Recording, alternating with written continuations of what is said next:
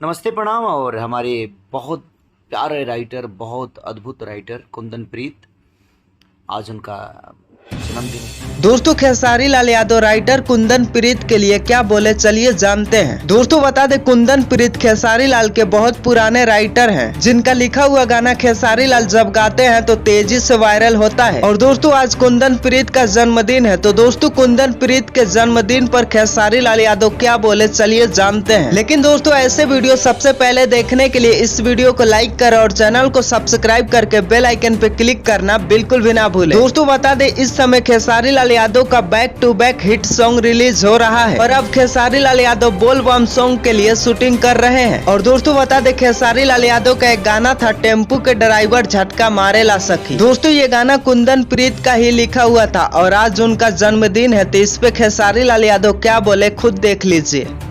नमस्ते प्रणाम। और हमारे बहुत प्यारे राइटर, बहुत अद्भुत राइटर कुंदन प्रीत, आज उनका जन्मदिन है, तो मेरी तरफ से उस भाई को हैप्पी बर्थडे टू यू भाई। जन्मदिन की ढेर सारी शुभकामनाएं। Happy birthday to you. दोस्तों अगर आपने इस वीडियो को लाइक नहीं किया तो कर दीजिए। मिलते हैं नेक्स्ट वीडियो में, तब तक के लिए जय हिंद।